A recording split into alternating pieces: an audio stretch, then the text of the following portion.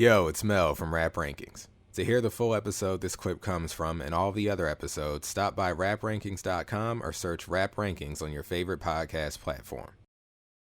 Track 6, Throwaway, produced by Nard and B. The homies. What's that? The homies. Oh, the homies? Yeah. Hey, shout out to them. Because this one's a 7+. I'm going flat 8 on this one, man. Wow. It's a highlight on the tape. Man. It's a highlight on the tape for me. It's the first true highlight on the tape. Not my favorite song on the tape, for the record, but it is a highlight. This is 2 songs, really. I wish it was split into 2 songs. I really do. I do too. I don't know if we agree about what part, though. Okay. This might be controversial.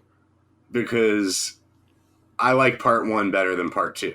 Wow. This is controversial because I know part 2 is what people pop for the most. That's the part.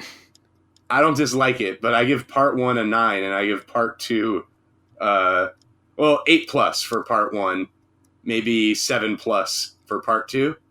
I actually give part 1 a 7- and part 2 an 8-. Okay, so here's the thing. Part 1 is very catchy to me. We're gonna be okay. It is catchy because I remembered that and I forgot what song it was from. I just knew that part. I didn't know it was this song. I want no relations. I just want your faces. Okay, what the erotic barber's client say. I just want your faces. Yeah. There's some alcohol and taste it, baby. Taste. I love. Oh my god, this is like upper tier Future for me in part 1. Part 2, I dig it, but here's the thing. I've been in a relationship the entire time and haven't been out of one. So I can't stew in that heartbreak because I never got this record for that purpose. And see, I can. I definitely. I'm and also wacky. This isn't even that wacky, really. But part 2 is Will Smith when he found out about that Entangelo. Oh, come on. Go on for that nigga, get it over with. It is. And I see that picture of his, now when I hear it, I see that picture of his face from that red table when he's like, he looks defeated. Oh, man, come on. You didn't have to do that. He woke up last night to a menage. He was getting it in too. Yeah, Margot Robbie and all that, right? Hey, listen, Big Will, I was fucking on the slut and I was thinking about you. Yo, Will. Throwing up after I was thinking about you. Yeah, look, man. I love Will, but he put the information out there, Look, I understand not connecting to the second part as much because, you've been in a healthy, happy... Me, as a person who took 8 years to get over a breakup, when this song dropped, people gravitate towards the second part. I agree with them. It was a moment. It was. It's a moment on the song. I'll say this. The song's better with it. Like, even though I would have been fine with just part 1 as an 8+. Yeah. I like the fact that it has this extra thing to it. It makes the record feel special. It does. It does. Like, I wish they were separated, but I'm not mad that they're I wish together. they were too, even though I like them both. Sometimes I don't want to listen to the second part. Even though the song builds up to it in a nice way, and the second part feels earned. Right.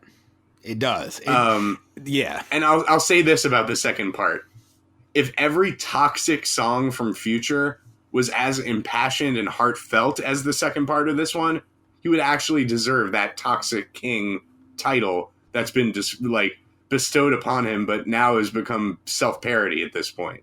I totally agree because I said this is the true Hurt Boy music. Okay, yes, this is the true toxic music because it's toxic because listening to this, it's easy to forget that he's a piece of shit who won't hesitate to cheat on a woman, but it's so impassioned that it sounds like good, like faithful man who's been hurt music. It's like, wow, why did you do that to Future? And then you remember he did this to her first, most likely, like it's a whole double standard thing, but it's right, you stew in it. Like, I think that this first verse is a perfect verse alert. I get wrapped up in this, you know.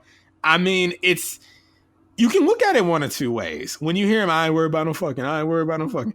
You can either believe him, like he's the cool, you know, toxic guy. He doesn't put no stock in fucking. Or this is that summer breeze, change colors. Change colors. This is fucking change colors. This is the dude in the car singing change colors music. It is. It is. That's what it is. Because, right, that's the second point. He's clearly in denial. And that, like, look off to the side for a second, which is the trying not to cry.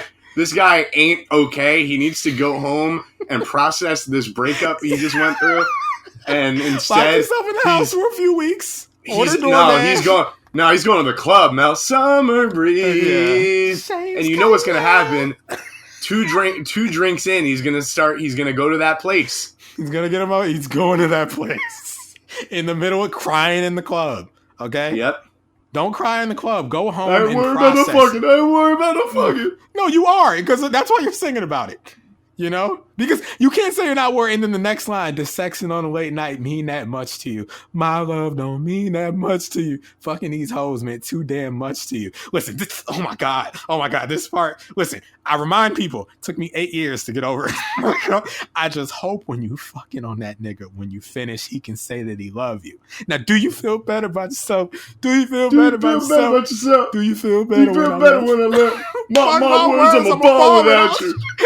Now that was, listen, I can relate to this. Okay. I can relate to this from previous situations if I tap back into that bag where I felt disrespected, you know?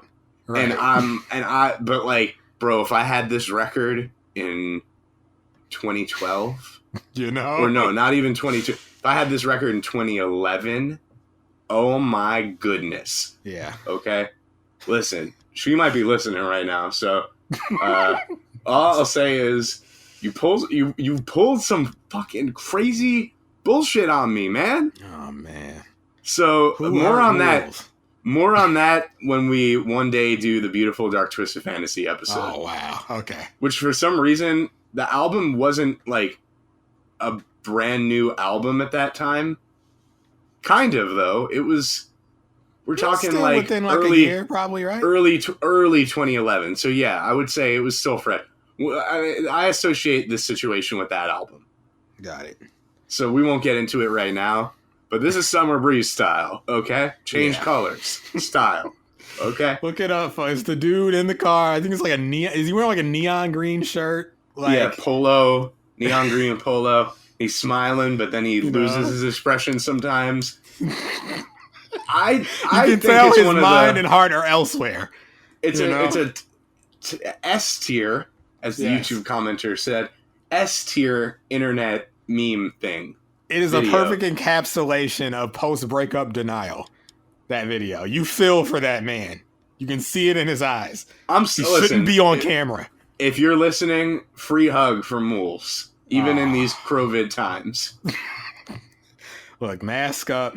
You know, Crovid and Munko are going wild, but you know, we still got to give you a hug, man, because you need it. I hope he's recovered by now. I hope he's doing well. And here you go, man. I hope he balled without her. Hope you balled without her. You came home to a menage, got your dick sucked. You was thinking about her. I was fucking on the sudden. I was thinking about when you fucking on a nigga. Hope you're thinking about me. You know, because I'm thinking about you. Oh. Like, you know, this is when he gets to this part, like I said, it's easy to forget when he's like, if loving me in public ain't safe, you can take my love and hide it. Don't give up on me today. Hold on to me like a true love. When he's doing that shaky warrior falsetto, like, you know, he's talking about Sierra. You know, it's like, okay, if she's the pop star and he's the nigga from the trap, that rare moment of vulnerability that people kind of extrapolate too much from, you know, with Future. But this is one of those instances where I think, yes, it's definitely there, you know, and it's like, listen, you know, if I'm not like the best for your public image, just like, you know, lock me away. I don't care. I just want to be with you. You know, it's that kind of thing. It should have been the like artist storytelling part 1 and 2, like just split them up. They, you know, would go right into each other anyway, sequencing wise. Yeah, you know, split it up. Because I mean, look, that first part, it's catchy. You know, it's the really like unapologetically toxic thing. You know, like I won't ever tell you anything your heart desires. I don't want no confrontation. It's too complicated. I respect that. Top tier toxic Future before it became a fucking meme. You know, and like you gotta respect it. Like I get that. He'd rather cut him off before I ain't going back and forth with you niggas, living my best life. Okay, he's been telling us this the whole time. Moulz already proved it to you. He ain't never switched up ever. Okay. I do get a kick out of I ain't disrespectful, never. I ain't disrespectful. I mean, you're calling her a throwaway. It's pretty disrespectful. I mean, but I guess to Future, that's not disrespectful. Look, I've been here before. This first part, it's like, you know me. Like sometimes Mel gets in that parasocial bag and he falls in love with the women on the screen. Other times, it's like, do your shit and get out of here, Riley Reid. Like, you know, open the tab, handle your business, close the tab. Okay, we don't need to linger around here. But then I sink into that second part, you know, and I get emotional.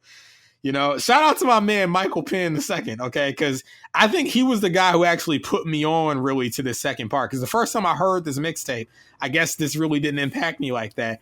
And I was visiting him in like early 2015, and we threw it on in the car, me, him, and Cameron Van Buren, and I was like, damn, this is emotional. Like we was just three dudes in a car. You know, like getting emotional in a throwaway. Yeah, I mean, even the little talk at the you know, like, you know, I know you're a monster too. I know your true feelings, like, couldn't be here, you hear me? Gotta be somewhere else. It's just like, oh my God. It's a classic. It's a Hurt Boy classic. It is. It truly is. And I mean, I don't know what else y'all want me to tell you. I mean, Hurt Boy classic, highlighted, not the highlight of the tape, but one of the highlights of the tape for me. Yeah, for sure. I agree with you. It is my first highlight of the tape. Like when I think about this tape, Throwaway is one of the songs I think about. So, yeah. I mean, if that second part was by itself, it'd be an 8. This first part, 7. You know, but 7+ altogether. Mm-hmm. I've returned to it. Speaking of returning to a final note, you know, they ask me in the street often. They say, Mel, when you found out that Zendaya was with Tom Holland, did you play this song? I did, nigga. Yes, I did. It's documented. All right. Parasocial Mel just took over and I was hurt. I sat in the parking lot. Fellow Peorians. Okay. If you know where 460 Pizza is, I was in the parking lot of 460 Pizza playing this off YouTube because I didn't have the tape on my phone at the time. I scrolled right to the second part and I sat there. Okay. There you go. But I'm on Amalu now. It don't matter. So, fuck him. Amalu. That's right, Kevin Gates. Amalu. So, yeah. You want to move on? I think we got a guest here. Yeah, we have a guest. He's been patiently waiting. Yeah, patiently waiting for a rab to explode on. He ain't been here since season 1, you know? But he picked his spot, so he's here. Al Shipley coming up. You want to bring him in? Right after this record scratch. Yo, it's Mel from Rap Rankings. To hear the full episode this clip comes from and all the other episodes, stop by raprankings.com or search Rap Rankings on your favorite podcast platform.